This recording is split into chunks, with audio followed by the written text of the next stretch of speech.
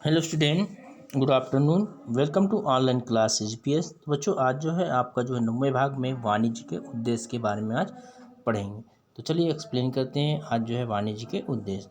तो वाणिज्य का सर्वप्रथम जो होता है या प्राथमिक उद्देश्य होता है अधिक से अधिक ग्राहकों की खोज कर वस्तु की मांग को बढ़ाना। सबसे हमारा वही उद्देश्य होता है कि जितना भी हो अधिक से अधिक ग्राहक मिले, है ना, उसकी मांग को देखकर उसको मांग को बढ़ाना होता है। तो इस संबंध में पीटर एफ डक्कर का कथन है कि व्यावसायिक उद्देश्य केवल एक ही वैध परिभाषा है कि ग्राहक का सृजन करना, मतलब किस प्रकार उसको बढ़ाया जाए, खोज कर ये पता चलना करना। ठीक है बच्चों, तो यहाँ पर बताया गया जैसे वाणिज्य के उद्देश्य जो होता है, पहले सबसे पहले सेवा भाव करिए आप, है ना, फिर पूंजी की सुरक्षा करें, सामाजिक उत्तरदायित्व, कर्मचारी के हित और लाभ कमाना। ये सब चीज़ करने के बाद ही हमको लाभ प्राप्त होता है। तो सबसे पहले हम यहाँ पर बताया गया है लाभ प्राप्त करना। वाणिज्य का उद्देश्य लाभ कमाना है, क्योंकि व्यवसाय लाभ लेने के लिए ही किया जाता है, सभी को मालूम है आपको। और व्यवसाय जो है वाणिज्य का एक अंग है। व्यवसाय जो किसका अंग बताया था आपको मैंने, वाणिज्य का अंग है। यदि लाभ शब्द को वाणिज्य शब्द हटा दिया जाए तो वाणिज्य अपने आप में समाप्त हो जाएगा। तो व्यापार की ख्याति या उसका नाम उसमें होने वाली लाभ पर निर्भर कर रहती है। अतः लाभ प्राप्त करना वाणिज्य का प्रथम या प्राथमिक उद्देश्य बन गया है। बिना लाभ के वाणिज्य का अस्तित्व ही समाप्त हो जाएगा। इससे समझ आया बच्चों, लाभ कमाने का मतलब ये है कि वाणिज्य का शब्द हटा दिया है तो जो है यहाँ पर मतलब व्यवसाय का अस्तित्व ही समाप्त हो जाएगा। हम बोला गया है वाणिज्य का अस्तित्व ही समाप्त हो जाएगा अगर व्यवसाय समाप्त हुआ तो लाभ ना कमाएंगे, है ना। और दूसरा है सेवा भाव। मतलब वाणिज्य का दूसरा महत्वपूर्ण उद्देश्य होता है सेवा भाव, अर्थात उपभोक्ताओं को उनके घर तक अच्छी वस्तु उपलब्ध कराना तथा उपभोक्ताओं को वस्तु की जानकारी प्रदान करना वाणिज्य का ही उद्देश्य होता है। क्योंकि जिस दिन उपभोक्ता की सेवा संतुष्टि में कमी होगी, वाणिज्य बीमार पड़ जाएगा। अतः वाणिज्य का उद्देश्य जहाँ लाभ कमाना है वहीं सेवा करना भी, मतलब जहाँ लाभ मिल रहा है वहीं हमारा क्या होगा, वाणिज्य है। अब वहीं से हमको सेवा प्राप्त करना है। प्रायः यह विवाद रहा है कि व्यापार वाणिज्य का उद्देश्य प्रथम लाभ फिर सेवा होता है या सर्वप्रथम सेवा फिर लाभ। व्यापार के सिद्धांत के आधार पर सर्वप्रथम सेवा होना चाहिए, किंतु व्यापार में प्रथम लाभ प्राथमिक का उद्देश्य हो गया है कि वास्तव में दोनों उद्देश्य बराबर स्थान रखते हैं। इसके दिए गए चित्र द्वारा रेखा चित्र बताया गया है आपको बच्चों। तो देखिए यहाँ पर ध्यान रखेंगे बच्चों, इसमें दोनों का महत्व अधिक होता है। जब तक हम सेवा नहीं करेंगे तो हमको लाभ नहीं मिले। अगला है पूंजी की सुरक्षा। बिना पूंजी के व्यापार उद्योग या वाणिज्य की कल्पना करना व्यर्थ है। हम देखते हैं आजकल हमारे पास पैसा नहीं होने के कारण हम उसको क्या करते हैं, व्यापार को प्रारंभ नहीं कर सकते। अतः वाणिज्य के अंतर्गत पूंजी सदैव सुरक्षित रहे, इसका ध्यान रखा जाता है। सामाजिक उत्तरदायित्व, मतलब किसी राष्ट्र में रहने वाला प्रत्येक नागरिक व्यक्ति किसी न किसी सामाजिक का सदस्य है, जो उसमें जो है आपका क्या होता है, तथा वह उपभोक्ता भी है। अतः वाणिज्य का उद्देश्य इन उपभोक्ताओं को सही वस्तु उचित दाम में प्रदान करना होगा। यही उद्देश्य जो वाणिज्यिक सामाजिक उत्तरदायित्व कहलाता है। अगला है 5वां नंबर देखेंगे, कर्मचारियों के हितों की रक्षा। किसी भी उपक्रम के कर्मचारी वहाँ के हाथ और पैर, नाक, कान होते हैं। मतलब यहाँ पे ये ध्यान रखना बच्चों, जो भी व्यापार है या व्यवसाय वहाँ पर काम कर रहा है तो उसका ही कर्मचारी जो रहता है उसका हाथ पैर होता है। अतः इनके हितों की रक्षा किए बिना वाणिज्य प्रगति नहीं कर सकता। अतः वाणिज्य में कर्मचारी के लिए महत्वपूर्ण उद्देश्य होता है। अगला देखेंगे वाणिज्य के कार्य। जैसे कि आपको बताया है, जेम्स स्टीफेंसन ने कहा है कि वाणिज्य में उन सभी गतिविधियों को सम्मिलित किया जाता है जो उत्पादक तथा उपभोक्ता के मध्य बाधाओं को दूर करने में मदद करती है। तो यहाँ पर देखेंगे बताया था आपको, बैंकिंग, बीमा, संचार, परिवहन, विज्ञापन, भंडार प्रमुख है इसमें। तो पहला देखते हैं व्यक्तियों की बाधा को दूर करना, मतलब क्या समस्या उसको दूर करना। व्यक्तियों की बाधा का आशय जो उत्पादक तथा उपभोक्ता के मध्य संपर्क में कमी से होती है। तो उत्पादकों को सामान्यतः ऐसे व्यक्तियों की खोज करनी पड़ती है जो उनके सामान को उनके मूल्य पर खरीदने को तैयार हो। इसी प्रकार उपभोक्ता चाहता है कि उसकी क्रय शक्ति के अनुकूल इच्छित माल या सामान उसे प्राप्त हो जाए। वह इस हेतु वह उत्पादन या विक्रेता की तलाश करता है। इस समस्या से बाधा को दूर करने का कार्य वाणिज्य का कार्य है। अर्थात वाणिज्य एक संगठित बाजार का कार्य करती है। विनिमय की बाधाओं को दूर करना, मतलब इस नियम की संबंधित कार्य भी कहा जाता है कि क्रेता व विक्रेता दूर दूर रहते हैं। व्यापार या सौदा पूर्ण होने पर उनका भुगतान अवश्य होता है। क्रेता अपने घर से ही भुगतान करना चाहता है तथा विक्रेता घर बैठे वस्तु का मूल्य प्राप्त करना चाहता है। इस बाधा को दूर करने का काम बैंक, बीमा द्वारा किया जाता है।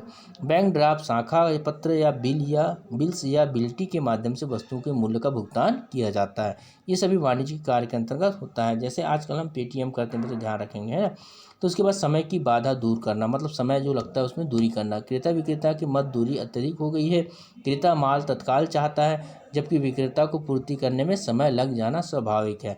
इस बाधा को दूर करने के लिए विक्रेता माल को उत्पादित कर जगह जगह भंडारण का कार्य करती है, मतलब अलग अलग गोदाम बनाए। निर्मित माल की उचित पैकिंग, है ना, शीत गृहों में संग्रहण आदि कार्यों में जो है कार्य वाणिज्य के अंतर्गत आते हैं। इन कार्यों से क्रेता व विक्रेता के मध्य समय की बाधा दूर होती है।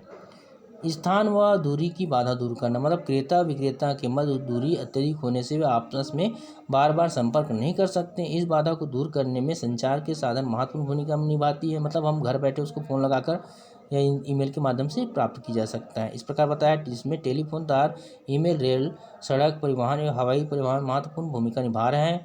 इसी प्रकार वाणिज्यिक जो है इस प्रकार बैंकिंग, बीमा सुविधाओं ने भी दूरी व स्थान की समस्या को दूर कर दी है। इस प्रकार वाणिज्य की बाधा को समाप्त करने का कार्य करती है। पांचवा देखेंगे बच्चों पर ज्ञान की बाधा दूर करना, मतलब ज्ञान की बाधा दूर करना मतलब यहाँ पर ज्ञान की बाधा दो प्रकार की होती है। पहले वस्तु के गुण और उसको उपयोग करने की होती है, दूसरा वस्तुओं को प्राप्त करने का माध्यम एवं भुगतान की विधि।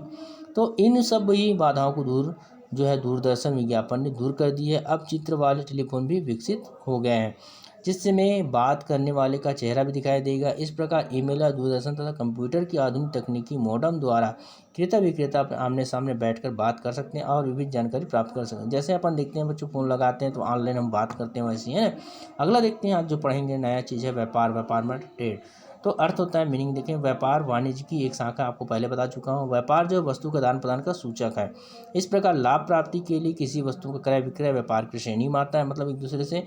The trade is the buying and the selling of the goods in order to make profit. अन्य शब्दों में समस्त क्रियाएं जो किसी वस्तु को विक्रेता से क्रेता तक पहुंचाने में की जाती हैं, वे सभी व्यापार की श्रेणी में आते हैं। मतलब हम एक दूसरे के लेन देन करते हैं और एक दूसरे से पहुंचाने की जो काम करते हैं वही व्यापार कहलाता है। मतलब व्यापार में जो है लाभ प्राप्ति हेतु किसी भी वस्तु या सेवाओं का क्रेता विक्रेता के मध्य आदान प्रदान व्यापार कहलाता है बच्चों। ठीक है, व्यापार की विशेषता में देखेंगे यहाँ पर बोला है दो पक्ष का होना, मतलब व्यापार में जो होता है दो पक्ष होना। जब तक एक पक्ष रहेगा तो क्या होगा, मतलब वो व्यापार खरीदेगा बस, है, मतलब वो सामने वाले बेचने का काम करे, खरीदने वाला कोई ना कोई मतलब नहीं हो। तो यहाँ पर पता है व्यापार एक विनिमय का कार्य करता, अतः इसे हेतु दो पक्षकारों का होना आवश्यक है। एक पक्षकार क्रेता कहलाता है और दूसरा पक्षकार विक्रेता। यह स्पष्ट करना देना आवश्यक है कि पक्षकार मनुष्य होते हैं, पशु पक्षी द्वारा क्रय विक्रय कार्य नहीं हो सकता। आपको समझ आया बच्चों सबको। दूसरा देखें, परस्पर लाभ का उद्देश्य, मतलब जो व्यापार कर रहा है उसका उद्देश्य होता है लाभ कमाना। तो व्यापार से दोनों पक्षकारों को लाभ होता है। यदि किसी एक पक्ष को लाभ ना हो तब दूसरा पक्षकार क्रय विक्रय के लिए तैयार नहीं होगा, है ना। खाली लेने और देने का नहीं रहेगा तो व्यापार नहीं हो पाए। दूसरा है, मतलब तीसरा नंबर, मुद्रा का माध्यम। व्यापार का माध्यम मुद्रा होता है। विक्रेता वस्तु प्रदान करता है और उसके बदले में मुद्रा प्राप्त करता है। इसी प्रकार क्रेता जो मुद्रा प्रदान करता है और वस्तु प्राप्त करता है। तीसरा चौथा नंबर देखेंगे यहाँ पर बच्चों, वस्तु एवं सेवाओं का क्रय विक्रय। तो क्रय विक्रय में वस्तुओं और सेवाओं का होना आवश्यक है, क्योंकि व्यापार वस्तुओं एवं सेवाओं का होता है। पांचवा है अन्य विशेषता। जैसे अन्य पर जो है विशेषता, व्यापार की अन्य विशेषताएं निम्न है। पहला है, व्यापार वाणिज्य का एक प्रमुख अंग है। व्यापार लाभार्जन के उद्देश्य से किया जाता है। तीसरा, जो व्यापार में साहस का तत्व हमेशा विद्यमान होता है, क्योंकि उसमें अनिश्चितता व जोखिम होता है। चौथा जो दिया है, व्यापार नियमित रूप से नियंत्रण होता रहता है। पांचवा देखेंगे, यह वाणिज्य का केंद्र बिंदु होता है। व्यापार, क्योंकि सभी वाणिज्यिक क्रियाएं इनके चारों ओर चक्र लगाती रहती हैं। तो इस प्रकार आपको समझ आया होगा मेरे ख्याल से बच्चों आपको। अगला देखते हैं व्यापार के प्रकार। तो व्यापार के दो प्रकार बोलता है, देसी व्यापार, जिसके अंतर्गत देखेंगे देश में रहता है, इनलैंड और होम ट्रेड, है ना। देसी या अंतर्राष्ट्रीय व्यापार, देसी या आंतरिक व्यापार से आशा एक ही देश के विभिन्न क्षेत्रों में होने वाले व्यापार से है। देसी व्यापार की दो शर्त है। पहला, व्यापार का क्या है, विशालतम क्षेत्र संपूर्ण देश तो होता है। दूसरा है, क्रेता विक्रेता एक ही देश में रहते होंगे। इस प्रकार बता। और देसी व्यापार को पुनः 3 वर्गों में विभाजित किया: स्थानीय बाजार, राजकीय बाजार, व्यापार, राष्ट्रीय और अंतर्राष्ट्रीय व्यापार। तो इसमें देखेंगे पहले बच्चे, स्थानीय बाजार जो होता है, स्थानीय बाजार से आशा ऐसे व्यापार से होता है जो कि इस स्थान विशेषता की सीमित रहता है, एक जगह जैसे। इस प्रकार के व्यापार में क्रेता विक्रेता प्राय उसी स्थान के रहने वाला होता है, जो अपने कहते हैं जो शीघ्र नष्ट होने वाले पदार्थ रहता है। इसमें स्थानीय बाजार के अंतर्गत रखा जाता है। दूध, दही, मक्खन, मिठाई, साग सब्जी, भारी एवं समस्त सस्ते पदार्थ जैसे ईंट, भूसा आदि का प्रयोग स्थानीय होता है, मतलब एक ही स्थान पर ही किया जा सकता है।